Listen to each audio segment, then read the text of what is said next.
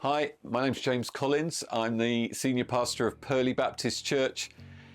I've got 3 books I want to recommend to you on the subject of prayer. It is my conviction that most Christian people pay lip service to prayer. They believe prayer is important, but when it comes to the acid test of actually do they pray, for a whole host of reasons, I think there's an awful lot of Christians who do no more really than think about prayer and talk about it. Here's 3 books. If that's you, if that's a temptation for you, and I'd be surprised if it's not a temptation at some level, here are 3 books that might help you to start getting a vision for prayer in your life and how it might work for you.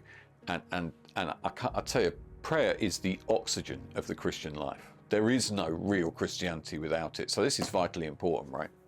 First of all, a very basic book, Pete Greig, some of you will have heard of him, How to Pray, a simple guide for normal people. So this is for you if you are normal and if you want something that's straightforward to read.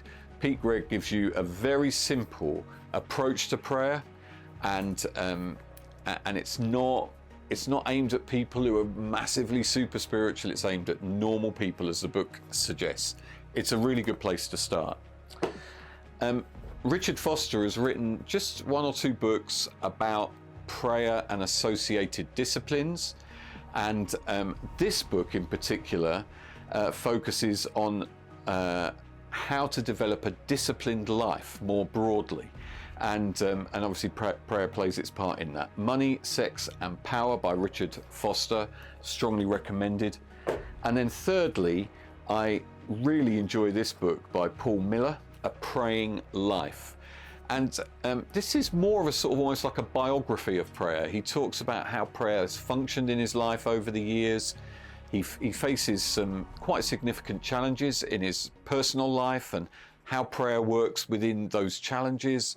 It really grounds prayer and gives you a vision of how prayer can work in a real life in the midst of difficulties. Paul Miller, A Praying Life.